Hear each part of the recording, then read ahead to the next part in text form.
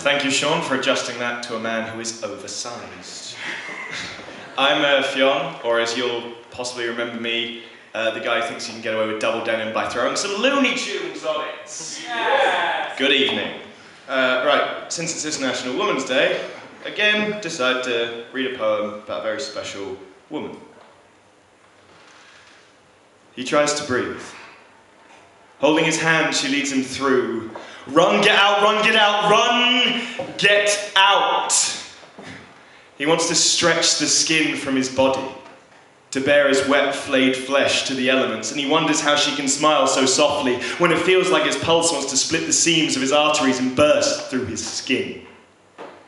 They sit on her bed, and the plethora of posters so often smiled at now seem to stare down at him, and they're breathing all his air, and he looks into her eyes. He breathes. They talk until the blood shooting in his eyes cools, until his shakes turn to sobs that turn to laughter, and he leaves. He will go back to her, and she'll always let him in. There were no candles left flickering in her window, no vigils held while she lies in what they later call a half-empty bed. Cheers.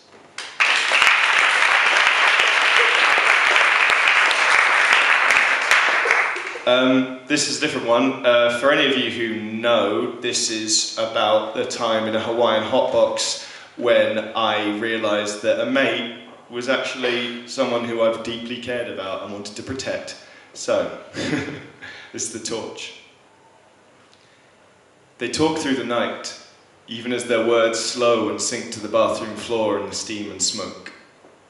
Through the dark, he watches doe-like eyes strain against phantomic torchlight, and words fail him. He feels the swelling of pride as he recognises something new on what was then an unfamiliar face. The soft lilt in his voice wrinkles with his face as he dredges words from a place long drowned. His companion is calm, but smiles like a man who can't in his own company. They talk as invisible leaves fall with the night from the tops of trees they imagine exist. Ta.